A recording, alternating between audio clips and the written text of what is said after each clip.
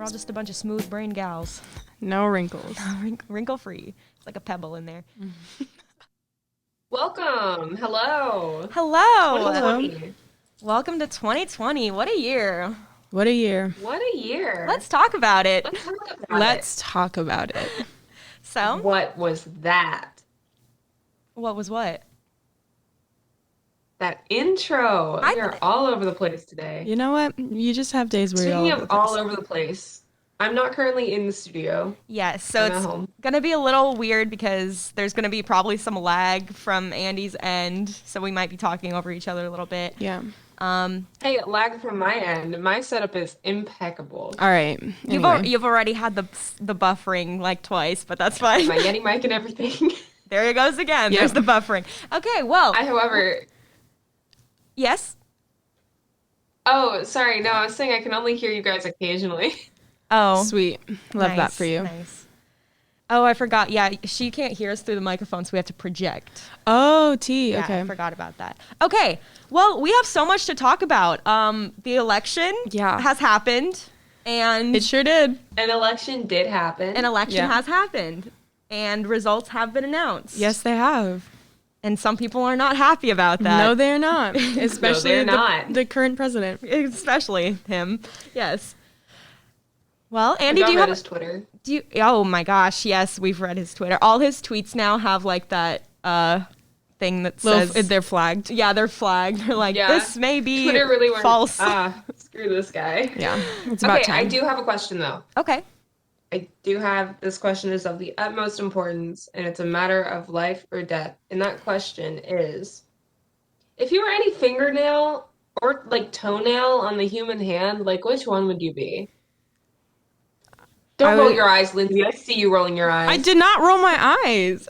You rolled your eyes. I was I thinking. have nothing to say on the matter. I say on my hand, it is going to be the left index finger because for some reason this nail grows like exponentially faster than the rest of my nails. Interesting. Yeah, it's very weird. It's hard for me to pick because all of my nails look fire right now. Yeah, they do. She's got the claws.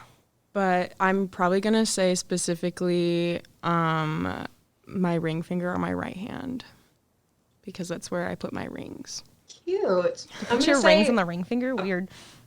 Well, for the most part. I'm gonna say my pinky finger on my left hand because for some reason my nail just grows like really nicely there. Also, when I was 9 years old, I slammed my finger in a door and this fingernail fell off and grew back. So I think whenever it grew back, it like got stronger. Michael is like nodding over there. Yeah. Apparently he feels. Yeah, I slammed my finger in a humidor. Michael, have you lost a fingernail before? Yeah, that finger that I'm speaking about, it went purple, and I had to get it all off. Oh Yeah, my. and they fall off. Love that. Yeah, every time I tell that story to someone, they get super grossed out. But I'm like, dude, it happens. I do like that I'm sure sometimes. someone you love has lost a fingernail before. It's true. Someone I love has lost their whole first knuckle of their pinky, so. My nothing's there. uncle, Imagine. his name is Robert Roberts. He's missing his middle finger. Ooh. Roberts. Okay, Robert Roberts. He's an odd guy. Yeah. Like Dumbledore length beard. He's Anyways, what are we doing today, guys? So today we are going to be interviewing a government teacher. Yeah. Her name is Dana Morales, and we're just going to ask her some questions about the election, about government in general, and just get her take on the whole situation that's happening right now. Gonna be some real interesting stuff today. I think especially like gonna have some interesting insight on past elections and how this one has been so different. Perhaps we'll get some questions answered on. I know a lot of us going into this election didn't fully understand how the electoral college worked and just things like that. So stay tuned to get your questions answered. Yes, exactly. All right, so we would like to welcome to the studio Dana Morales. She is a government professor at Lone Star, and we just want to get started with some questions. So the first thing we were kind of wondering is, why is studying government important? Oh, just a general question Yeah. first. Okay. Well, I get this kind of a lot, not directly, because I think students think, they don't want to just ask me why do I have to take your class?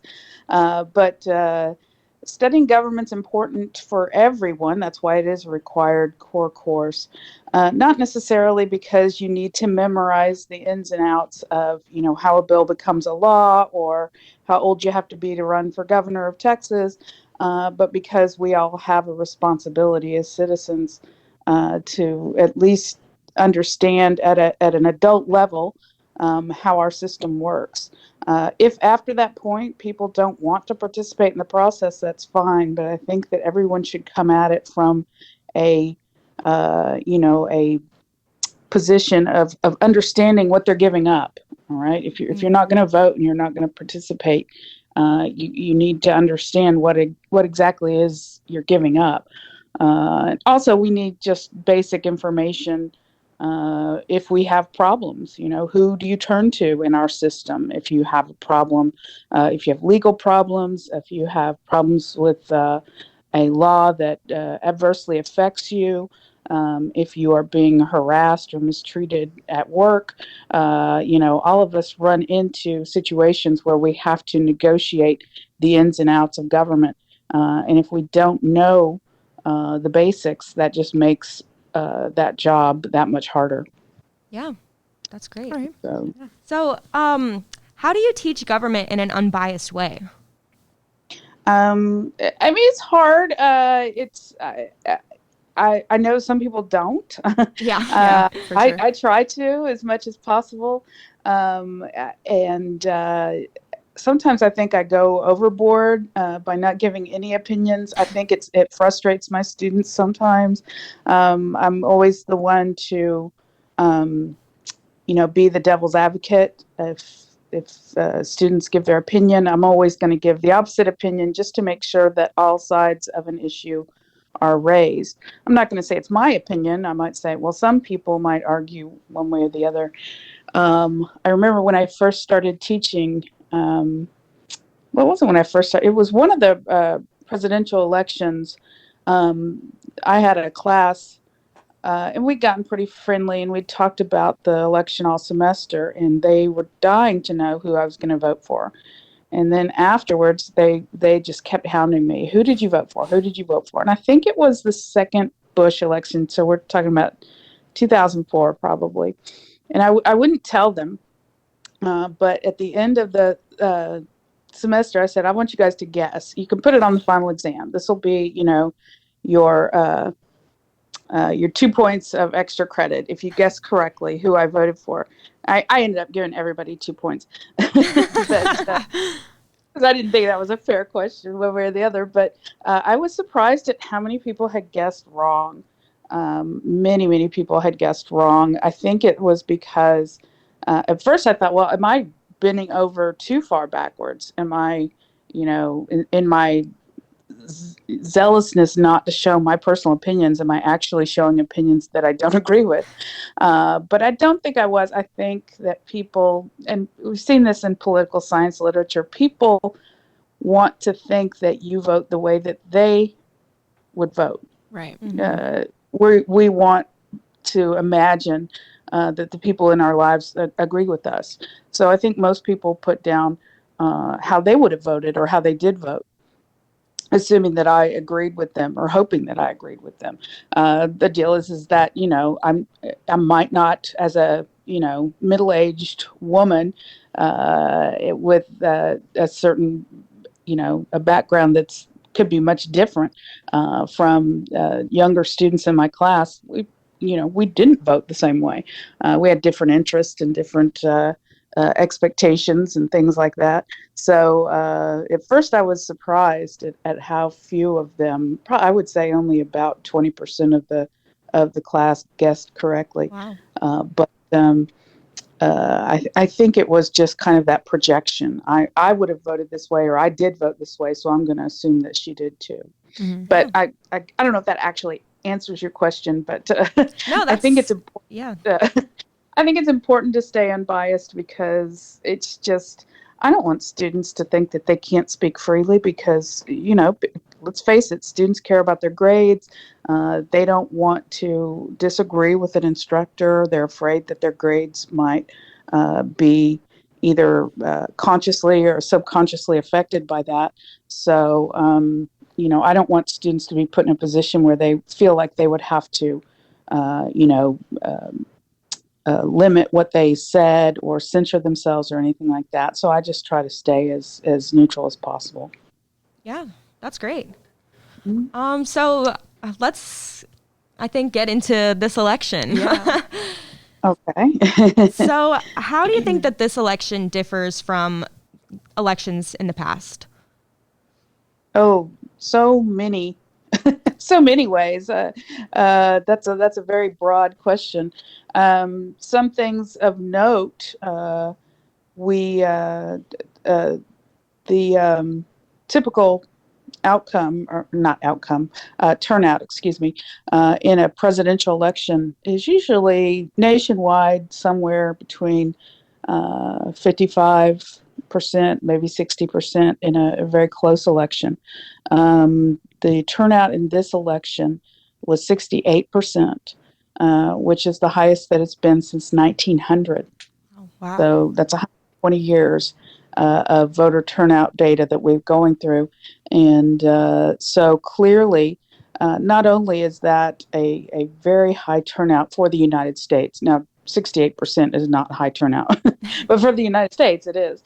But also in the middle of a pandemic, when people are afraid to go out and vote, or a lot of people were anyway, it's an amazing turnout. So people might look at this election and say it was a disaster one way or the other, whether you like the outcome or not.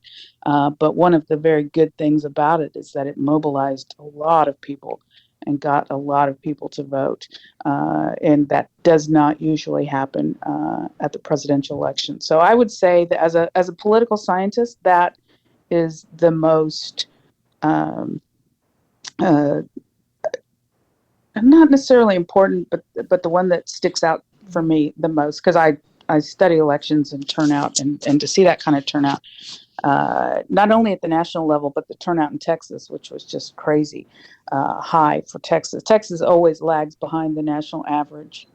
If we have a 55% turnout at the national average, Texas is probably going to be under 50%. So for us at the state level and the national level to have that kind of turnout is very impressive. Wow. I didn't know that Texas always had such low numbers. That's kind of interesting. Yeah. Well, Texas, and I hesitate. I feel like a teacher. I feel like turning it around on you guys. Why do you think Texas has such low turnout? But I know this isn't a class. But Texas tends to have low turnout because we don't have very close elections. So, from a voter behavior standpoint, it makes sense. If the Republicans think, I don't really need to go vote because I know my party's going to win, and if all the Democrats think, I don't really need to go vote because it doesn't matter, I know my party's going to lose, that has a tendency to really dampen turnout. Wow. But this race, for whatever reason, was much closer, and people felt that and saw from the coverage that Texas was going to be close to a real competitive election, and that kind of made it even more competitive. Now, at the end of the day, the Democrats did not do as well as they wanted to in Texas, or really across the country, but the turnout in terms of mobilizing voters was very good.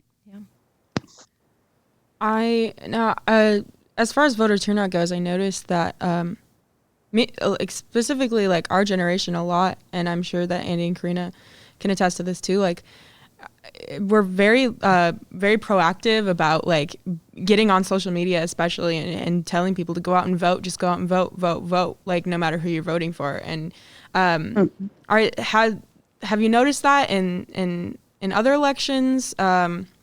No matter the generation, or is this kind of something that's like kind of started in recent years, like with us, or have other generations been very proactive about that and vocal? Well, young people who are tuned into politics tend to be quite vocal about it. Young people tend to be more idealistic in a good way than us old folks. And people, and because of that, young people tend to be more, once they are, aware and interested in politics, they tend to be much more proactive and participatory. Not only do they want to vote, they want to convince other people to vote. Not only do they want to do that, they want to volunteer. They want to do, so that in itself is nothing new. I mean, you see young voters and young people in the 60s, 70s, Right. all throughout. The modern era, at least, getting involved in politics. But you're also the first generation that has such open access to social media Right. and the ability to reach huge numbers of people. And that in itself is a double-edged sword. It can be good and it can be bad. Yeah, for sure. Yeah, social media, when used correctly, not correctly, because that even puts a value judgment on it, but when you can trust and rely on what you see in social media, it serves a very positive purpose. But when it is used to mislead or to try to obfuscate the truth, then it can be a very negative force in politics. Right. And so, it is what it is. Now, one thing I noticed, and I guess it was last year, I was at an honors college event, and we were doing a kind of a, I don't even know how to say it. We were just looking at quote unquote fake news, news that was either not entirely true or just completely, crazy. And we were trying to guess which stories were true and which stories were false. And what I found surprising is that you guys, people your age, people under 25, were better at sniffing out the fake news than those of us who were older. And which really surprised me. I always thought, well, I do this for a living. Certainly, I can tell when a story is fake. But I think you guys have grown up with this. I think that a lot of people in my generation, we grew up expecting the news to be true. We never even expected or got in the habit of second guessing information, if it was in a legitimate newspaper or if the information was on a legitimate or came from a legitimate news source. You just took it at face value. You never even thought to question it or try to find a second source to make sure that everything's on the up and up. But you guys have grown up doing that, and so y'all were much better at or people of your generation were much better at really kind of sussing out how something was false, why it was false, and y'all just kind of recognized that a lot quicker than I do, which I thought was interesting, and that's good because that's a skill that we all need to learn. Wow, that is But- really interesting. Never thought of it Fun. that way. Yeah. So, When y'all, oh, go ahead. oh, I'm sorry. No, continue. No, I was just going to ask y'all. Y'all are about the age of, I'm assuming, of my my daughters. Well, I have a teenage daughter and then a daughter who's 20. But do y'all feel like when you read the news that you need to, make sure that it's true before you believe it? Oh, Or- absolutely. Absolutely. Yes, I 100%. always have to double check everything Yeah. on a couple different sources just to even try to get any semblance of what Yeah. they're trying to say in the first place. Even Yeah. sources that I feel like that I've been able to like trust in the past, like just reading things and kind of to just take everything with a grain of salt, because it's like you just never know what's skewed and what's like Yeah. majorly like biased, and that's kind of the main thing that I think we have to deal with, especially now with media, is it's all very biased. And so I think one thing that I have found that's kind of like interesting is that actually I find that Twitter most of the time to get on like big events, like for all the protests and all that stuff, that is where I went to go find out what was actually happening. Because if I went and checked the news, it was a completely different story than the pictures and videos that people were uploading from their firsthand experiences from those protests. And I just found that very interesting, that was really when my biggest shift of not being able to trust the media anymore was when I saw what the media was portraying about the protests and what the people who were actually there were saying, and seeing the video evidence of actually what was happening. So that for me was, I think, the biggest thing. For sure. Yeah, and that's so disheartening to me, because it's hard enough to get young people interested in politics and following the news, but then to put that extra burden on them of having to, kind of second guess what they're even looking at, that just seems like even more work. And so it seems like it's going to be even harder in the long run to get. I mean, if I were your age, I would be, I'm not even going to watch the news anymore. You can't believe anything they say anyway. What's the point? I've got better things to do with my time. I mean, I hope that I hope that other young people don't feel that way. But I could see myself doing that when I was 20 years old or whatever, because I would have just been so frustrated by that, by not being able to believe and feeling like I was being manipulated or people were trying to manipulate me. I think that is a big issue and one of the big problems. And it's not just young people. I think we all feel that way. And so I think that's one of the real problems with the media and politics today, is this lack of legitimacy. And all of the media outlets play some role in it, even the ones that try to be as unbiased as possible. Right. Yeah. I'll see sometimes, especially online. If you read the New York Times, if you read the print New York Times or something like that, that's it's always kind of been the gold standard of American journalism.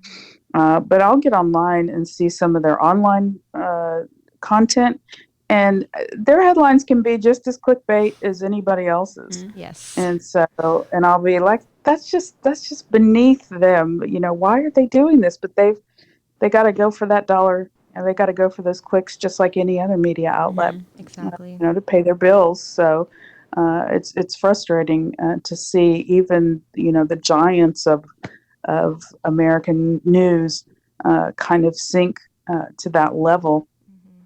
One thing I tell my students is the best way to get an unbiased picture of American politics is to go beyond American news. Go watch BBC America. Go watch other media outlets that are not, centered here in the United States. You've got that. First of all, you have people that aren't right there in the moment. And second of all, they don't really have any kind of motivation to try to, well, some countries do. I mean, I wouldn't go to an enemy of the United States, Right, yeah. but I mean, but a country that doesn't have any real motivation to try to manipulate the truth, So I oftentimes urge my students to, if they want to fact check something, to go to an international news source. And sometimes that's a good way of doing it as well. That's really good advice. Yeah. I think I'm going to start doing that now too. I haven't even thought of doing that. So we have kind of a question about like people of color, and specifically like the Latino vote. Such a big percentage of them did end up voting for Trump, which was kind of interesting because it's almost like they were voting against their own self-interest. I don't know if you have any opinions on that, about maybe what the thought process is behind that or why they would do that. Yeah, I would say out of everything of the 2020 election, what political scientists are going to spend most of their time scratching their heads about is the Latinx vote. What happened there? Now, one thing is you can't really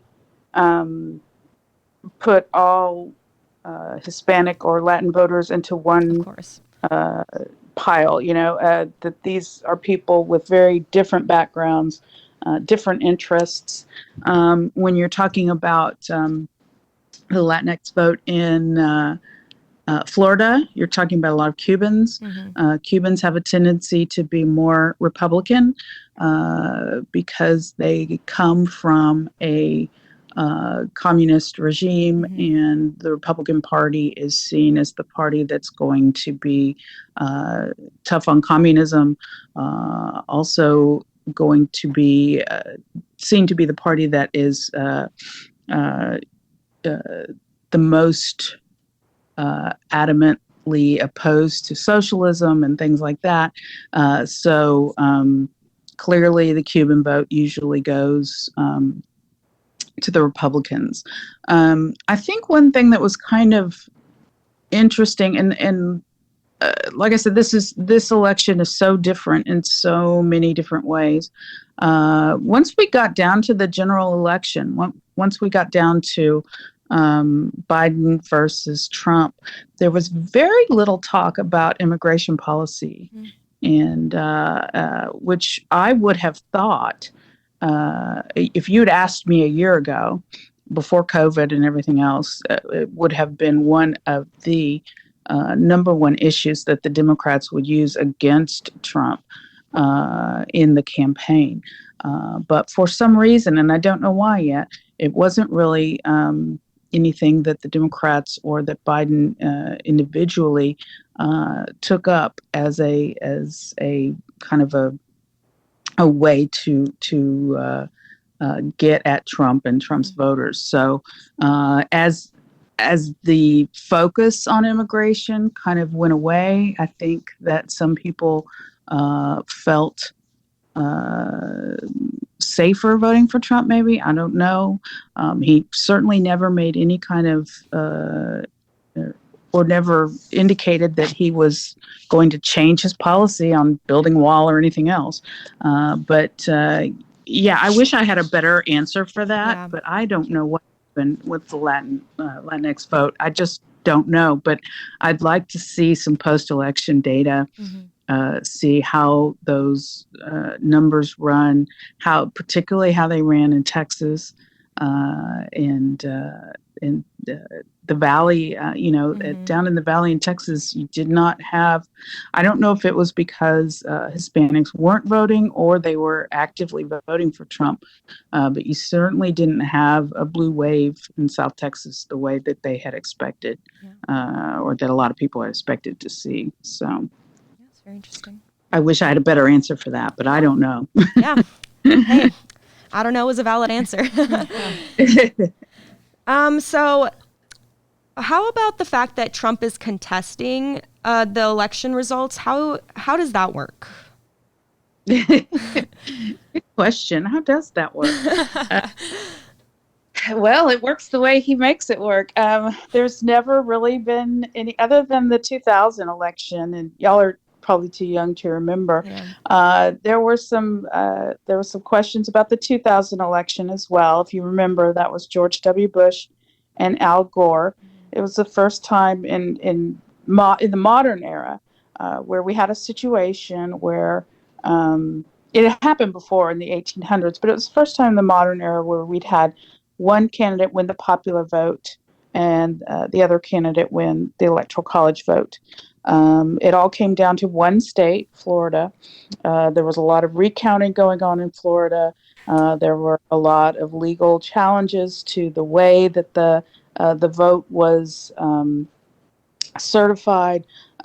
So it ended up in the Supreme Court. And the Supreme Court, in an act that most people now see as pretty political, made the decision that the vote counting should stop and that the election should go to George W. Bush. A lot of people weren't happy with that. Elections usually do not end up at the Supreme Court. This is the first and only time the Supreme Court has ever really gotten in the middle of a contested vote, particularly at the state level. So fast forward 16 years to 2016. We have the same situation. Hillary Clinton wins by a much larger margin than Al Gore, wins the popular by almost 3 million, but loses the Electoral College. Because of the precedent set in 2000, I think she decided that it would not be in anybody's best interest to really contest any of the states and how they certified their votes, and she conceded. Fast forward to 2000. Once again, you have an even wider margin of victory. You have, I think the last numbers that I saw have Biden up by about 5 million votes nationwide, that he got about 5 million more votes. But the Electoral College was not that broad.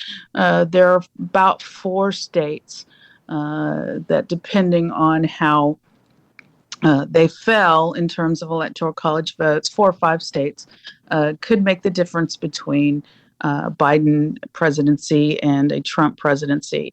Now, as the numbers keep coming in, absentee votes, military votes, mail-in votes, the numbers just keep looking better for Biden. But Trump is wanting to and is asking for recounts. He's asking the courts in these states. And the way that it goes, our electoral system, is you don't just go straight to the Supreme Court. You have to go through each. Now, it seemed like it went straight to the Supreme Court back in 2000 because you only had one state in play. It was Florida. Went quickly through the Florida court system and then went straight to the Supreme Court. But if Trump really wants to seriously contest the election, he would have to go through the state courts of all 5 of these states. He'd have to go through Nevada. He'd have to go through Pennsylvania. He'd have to go through Arizona, Michigan, Georgia, all of these states. He would have to go through their court systems. And he started that process. So far, every claim that he's made has been denied. There does not seem to be any evidence of voter fraud and or any kind of what's the word I'm looking for? A concerted or calculated effort to sway votes either way.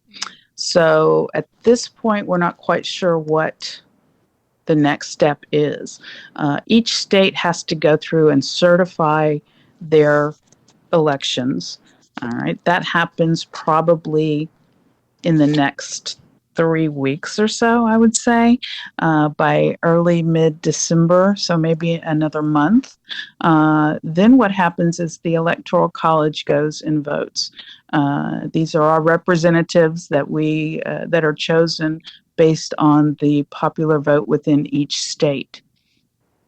So once all of the states are certified, if Trump doesn't get anywhere in terms of his legal challenges, then I imagine what will happen is that the next course of action is they will try to sway some of the members of the college to vote for Trump, even if their state went for Biden. Wow. Okay. Believe it or not, that's not illegal. Electoral College members of the Electoral College can vote however they want, although there are about 28, maybe 30 states that have passed their own state level laws saying that electors have to vote the way that their state votes. Right. All right. There are about 20 states out there that don't have laws like that. But some of those states are states that are in play right now. Oh, wow. I don't believe Georgia has a a law like that. I'm not sure about Pennsylvania, but I'm not sure about Arizona either. But some of the states that are being contested do have electors that are not bound by law to vote the way their state delegation tells them to vote. Now, this is a huge hurdle that Trump would have to, I mean, even if he could change the mind of one or two electors, he would have to change the mind of 30 or 40 electors really to change the actual outcome of the election the way that it looks now. And I do not think that that would happen. And at that point, I'm not quite sure what other legal means he has to stay in office. There are conspiracy theorists on both sides of the aisle saying that, he could, try to somehow delay the inauguration with allegations of fraud. He could even create some type of foreign policy fears that changing presidents at this time might, with an election still being contested, might open us up to foreign policy, foreign interference, or even terrorist acts. I've heard that on some of the news shows and things like that.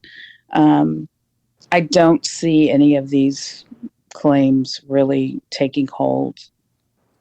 At the end of the day, and I'm no expert, but and none of us are experts because we've never seen this before. Right. But I do not see anything out of the ordinary happening.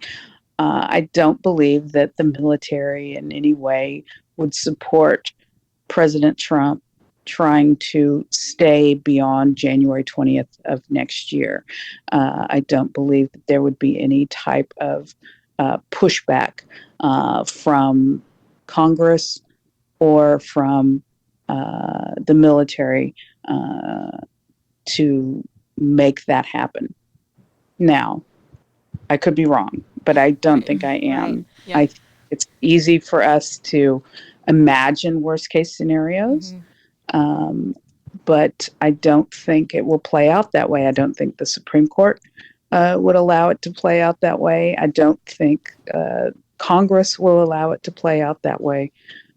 It's just not going to happen, in my opinion. I don't think the military in any way, shape, or form would be on board with that kind of idea. So people are looking at these last minute, changes in cabinet members and stuff like that President Trump is doing, and they're foreseeing problem. Do I think there are people that are going to get out on the street and protest? And do I think that there might be violence? Yes. Do I think it will be widespread? No. Do I think that it's going to in any way take on the form of some type of coup to overtake the White House? No, I don't think any of that's going to happen. Hopefully no one gets hurt. Hopefully no one, there isn't any danger to American citizens, but I don't really think that any of the scary things that we're hearing about, like I said, on both sides, political sides of the aisle, I don't think any of those are going to happen. That's my opinion, for what it's worth. Yeah, that was super informative. Thank you so much for that. Yeah. Sure. Yeah. Do you want to ask about the electoral college? Yeah. So there has been a lot of questions I've seen of just wondering pretty much how exactly the electoral college works, how our elector picked, and kind of like a second part to this question is there has been a lot of talk about people really wanting to push for the electoral college being abolished and things like that. And basically, I'd just like to know what your opinion would be on that. Sure. And I think a lot of people, they know what the Electoral College is and they kind of understand how it works, but um, for a long time, it was not that big of a deal because, I said, for, 100 years, um, we had elections where the popular vote and the Electoral College vote lined up. So it really didn't matter. But when you get to closer elections where you can have and do have the popular vote and the electoral college vote not lining up, that's when people get upset. Um, Now, the electoral college is something that was written in by the founding fathers. It's part of the Constitution. And so when you hear people saying that we should get rid of it, that's easier said than done. We would Right. have to amend the to get rid of it. And I'll explain here why that would be a hard thing to do. But basically, what happens in the Electoral College is that each state has the same number of electors that it has members of the House plus two extra electors for their membership in the Senate. Texas, we have 36 members in the House of Representatives and two senators. That means that we get 38 electoral college votes. California, if it has 52 members in the House of Representatives and two senators, that means it has 54 electoral college votes. For very small states, states that have only one representative in the House, they get that one electoral college vote plus their two senators, so they'll have three. So you can see, obviously, that larger states play a larger role, or we at least think they play a larger role in the electoral college. But there are two reasons why that is somewhat why there are misperceptions about that, let's say. One thing is proportionality, and another thing is winner takes all. The first thing about the Electoral College that we need to understand is that in almost every state except two, Nebraska and Maine, the winner within a state gets all of that state's Electoral College votes. So if we had a very close vote in Texas, let's say, and I always do this to make math easier, let's say that we had 40 electoral college votes in Texas. And let's say in this last election that Trump got 51% of the vote and Biden got 49% of the vote. In a proportional system, what would happen is that Trump would get 21 of our 40 electoral college votes and Biden would get 19. That is not how it happens in 48 out of our 50 states. The winner, even if they win by a very slim margin, gets all of those electoral college votes. So we can see already that it's a disproportionate system that allows maybe people who win the popular vote, not necessarily to win the electoral college vote. A second issue with the electoral college that people get upset about is proportionality in terms of population. And let me see if I can make this. Usually I have a whiteboard to explain. Uh, but let me see if I can explain this. Right now in the United States, there is one member in the House of Representatives for approximately about 770,000 people. Okay, so each member of the House of Representatives represents about 770,000 people within their constituency. So our U.S. House representatives. I don't live in Montgomery County.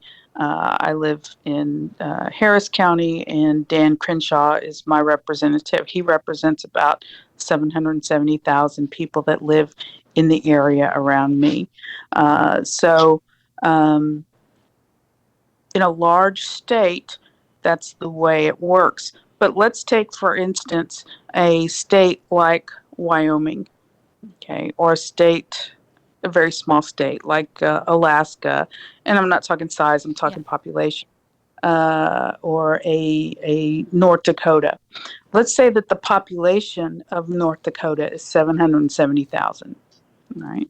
That's not the true population, but let's say that it is.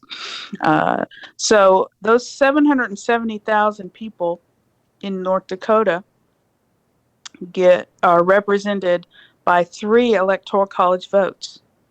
They've got their 1 House member and they have their 2 senators. So there's 1 electoral college vote for about every 250,000 people in North Dakota. There's 1 electoral college vote for about 750,000 people in Texas or in California or in New York or in the larger states. So small states are overrepresented in the electoral college. Very small states are overrepresented. That 1 electoral college vote it means more. Their representation is larger. So when we go back to Government 101 and we try to remember, well, how do we amend the Constitution if we wanted to get rid of the Electoral College? I won't put y'all on the spot because I don't know if you've taken government yet or whatever. But the quick answer is you have to have 2/3 of the House and the Senate propose a constitutional amendment. And then you have to have 3/4 of the states ratify it. Okay, so 3/4 of the states is 38 states. There are plenty of small states out there that aren't going to want to ratify that amendment to repeal the Electoral College because they feel that's not in their self-interest. Right. That they would lose any kind of power or sway over presidential elections that they have. The argument is that if we went to just a direct popular vote of the president, that presidential candidates would never darken the doorstep of North Dakota or Maine or Rhode Island or Wyoming or Alaska again. That the candidates would just simply go to the big metropolitan areas where they go to the big cities in California, Texas, New York, Illinois, and they would ignore quote unquote middle America. Okay. So that seems to be the biggest argument against the electoral or against getting rid of the Electoral College. Number one is that it'll never happen with the way that it's set up right now. And number two, this seems to be a somewhat legitimate claim from small states that their power in the presidential election cycle would go away. Now, other people might argue, well, should these small states have that much power? I mean, if you're a state of 500,000 people or 750,000 people, should you have that type of power look at right now, for a while there, it seemed like almost the entire election was going to hinge on the vote in Nevada.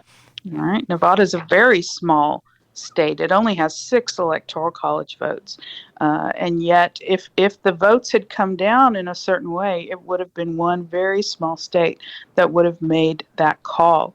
Could have made that call, even though the person that got the most votes had won by 5 million votes.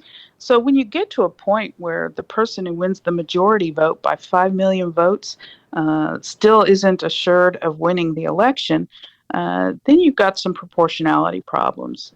And so lots of people, I'm not going to say that I'm 100% for getting rid of the Electoral College. I do think it serves some purposes and keeps people more grounded when they're running for president.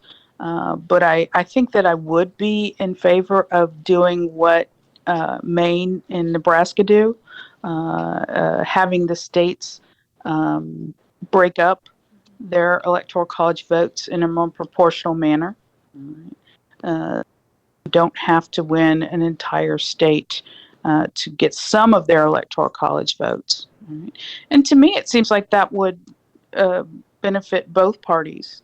Right? Right now, it looks like the electoral college benefits the Republicans, and it does. The way that our country is kind of split right now. But imagine if a state like California was in play, if all of those 54 electoral college votes didn't have to go to the Democratic candidate, if they could be split up, then California would be a much more enticing place for candidates to go and campaign. Until this election, I don't know if y'all remember in prior elections, we never used to really see a whole lot of political ads, did we? Definitely not as much as this election, for sure. Yeah. Yeah. I mean, you would see some. You rarely saw any presidential ads, but you might see ads for Senate or House races or something like that. Sure. But I saw lots of ads for Trump and Biden. Typically, you don't see those in states like Texas or California because it's just assumed, both candidates have a certain amount of money in their war chest. Why would I waste my money on ads in California if I'm a Republican and I know I'm going to lose, or if I'm a Democrat and I know I'm going to win? I'm going to take all my advertising money and I'm going to take it to Wisconsin, and I'm going to take it to Michigan, and I'm going to take it to Pennsylvania and all those, and Ohio and all those swing states. And I'm going to just bombard them with ads 24 hours a day. But we did see some ads this time, many more, at least in maybe I've just paid more attention this time, but it seemed like we had lots more ads than we typically do in an election cycle because Texas was seen as a closer race. Well, I think... And so you could see that throughout all of them. Yeah, go ahead. I think it's really interesting that you bring that up because when you ask, like, in other elections, have you ever seen political ads like this? And I was going to say yes, because I'm from Wisconsin. So yeah, I guess I never really thought that like when I moved here and I started seeing all those political ads here, I didn't really think much of it because we've always been bombarded with political ads. It was like every election year, it was this ongoing and never stopping. And so, yeah, I guess. Yeah. Oh, but believe it or not, since you're from Wisconsin, yeah. But for people who were born and raised here, this was an anomaly. Yeah. Wow, I didn't know that. See, I'm from California, and I've only lived in California and Texas, and I've never seen as many political ads. That's crazy. I never thought about that ever. Yeah. Yeah, and I think people, in those swing states take it for granted that they're just going to be, okay, here's the 2 months where I see nothing on TV except political ads. But we're not used to that here in Texas. And I know people in California. Yes, you see political ads at the local level, but those national ads, we've never really seen those very much because we weren't a state that was considered to be in play. So people didn't at the federal level didn't really spend a lot of money on ads in states like ours. You get them a lot in Florida, you get them a lot in those other states, but not really here so much. Huh.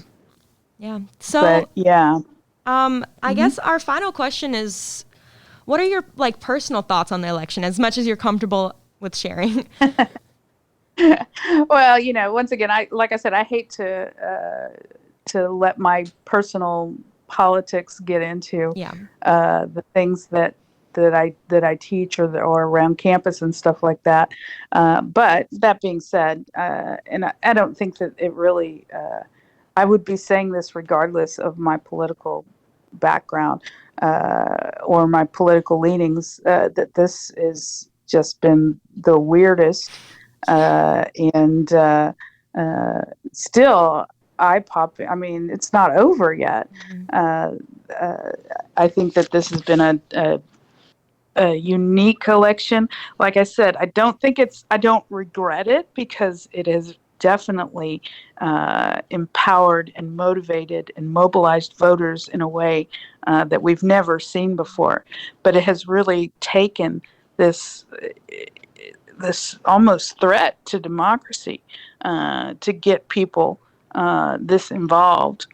Um, if Trump's not a threat to democracy, at the very least, he's a threat to the status quo. All right, let's put it that way. And that's what a lot of people love about him. They feel like the status quo has gotten us nowhere, and that we are worse off for hanging on to these habits and policies and ways of doing business, that we should try something completely new.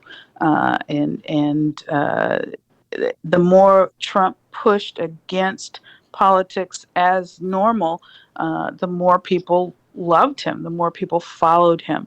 And so that we have to reckon with that.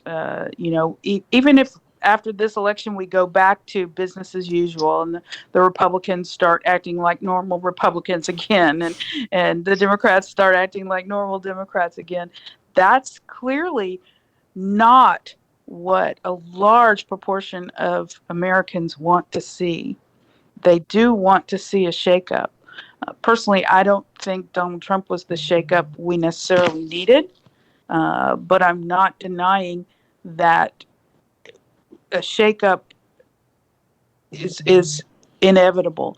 There are too many Americans unhappy with the status quo, right? But the deal is that there are some people unhappy with certain aspects of it, and other people unhappy with different aspects of it. You have people on the Me Too movement and racial justice movements and things like that, and Black Lives Matter. Those are people who are also terribly frustrated with the status quo. And then on the other side of the fence, you have people who follow Donald Trump who are unhappy with other aspects of the status quo. They're unhappy with kind of the changes that we see in society. They're unhappy with social welfare programs. They're unhappy with Obamacare. They're unhappy with changes in foreign policy. So the majority of Americans, the vast majority of Americans want to see change. It's just that we can't really come to any kind of consensus on what change is necessary. And it's going to be very hard. There are people who theorize that we have kind of almost become two countries, and that we're not spending time finding the things that unite us anymore. We're finding the things that make us different instead of the things that make us the same, or the things that we can agree on. And America never works unless we are willing to compromise. That's been the story of American politics since day one. Since the Constitution was a series of compromises between states and southern states. We, country, been forced to compromise over and over again, meet in the middle and find common ground. The only time we weren't able to do that was during the Civil War. And it tore apart the country. Took, some would argue, almost 100 years to really bring us back together. Are we at a point where we could tear apart again? I'm not going to say no. Yeah. It could happen. I'm not anticipating a civil war, but I am anticipating increased tension between these two kind of camps, unless we can find a middle ground where people can agree on the things that need to change. Like I said, the only thing we agree on right now is the need for change. But we can't seem to agree on what needs to be changed and how these things need to be changed. And until we can do that, I don't see any change to this kind of division that has kind of taken over the country. And I don't mean to end on a depressing note. No, that was very well put. Yeah, for sure. No, you're right. Yeah. But I think that something, and I don't know if Joe Biden is the person to do it. I don't know if the Democratic Party or if some other parties need to kind of rise up from the rubble and lead us to another path. I don't know, but I do foresee change in the future, change in party structure, change in governmental structure, change in economic structures. All of it comes down. We haven't really talked about economics, but all of it really comes down to the haves and the have-nots. And what are we doing for the people who are not getting what most people consider the fair share of the riches of the United States? And so, I think that eventually it will come down to major changes in politics and in political structures, and also major changes in economic structures as well. So big things on the horizon. Wow. Yeah. But hopefully they'll be good. So actually, I just realized we forgot to do the question of the day. Andy, did you have something prepared? So we can end on a fun note, actually. I forgot what it was. Oh, no. Hold on. Oh, okay. I remember what it was. Okay, so it is required by law for me to ask a dumb question to every guest we have on the show. Awesome. And so I must apologize, but I do have to ask you, if you were any piece of like kitchenware, like a glass or like a spatula or just like a fork or something, like what would you be? I would probably be maybe a pitcher, like a pitcher. Oh, Okay. okay. Yeah, I think pitchers are good because they can hold a lot. They bring us sustenance, and they're versatile. All right. I think it's a very creative I see that answer. as a I think very, especially as a teacher yeah, too. I was going to say, as a teacher, it's very You're metaphorical. constantly pouring into like glasses and stuff, like There we go. knowledge. I see. I didn't even think about that. That sounds even better. Now I wish I'd said that. Just roll with it. Yeah. Yeah. All right. Well, thank you so much. Thank you so much. Thank you. Oh, great. Well, I've enjoyed it. I was a little nervous, but Well, you did I've great. never done a podcast before, but hopefully it went well. And thanks for having me. Of course. Thank you so much Thank you for so much joining us. for being here. Now you can Okay. brag to your students and be like, I was on a podcast. Ooh, I was on a podcast. Oh yeah. All right. And now, where do people go to listen to this? Give yourself a plug here. How do people go? And Great listen question. I'm so glad you asked. So you can find the podcast recording on YouTube. It's going to be under Lone Star College, Lone Star College Montgomery Visual and Performing Arts on YouTube, and it's the same on Facebook. Yes. Okay. And if you look Awesome. up 2020 a satire, we will be under there as We well. will be there. Yes, Correct. correct. Awesome. Okay. Great. Well, once again, thanks for having me. I appreciate it. Y'all have a good weekend. Absolutely. you. You as Thank well. you too. Thank you guys so much for listening to this episode of 2020 a Satire, and thank you to Dana Morales for that lovely interview. Very enlightening. Also, make sure to follow us on our social medias. Our YouTube, where you can find this podcast, is Lone Star College Montgomery Visual and Performing Arts. Our Facebook is the same, and our Instagram is LSC-M Arts. Yes. Right? Yep. Correct? You got it in Swag one. money. Gucci gang. All right. Well, Any closing thoughts? Please drink some water today. yes. Stay Make healthy. sure that you are wearing your mask over your nose, Mm-hmm. Over No chin your straps. nose. No chin or I straps. will steal your kneecaps. If She I will. See it, your kneecaps are mine. She has a collection. I do, above my fireplace. Yep. But make sure you guys are taking care of yourselves, especially in these trying times. And we'll see you next episode. 3-part harmony go. All right, 3-part harmony round by. Ready? 1, 2, 3. Bye.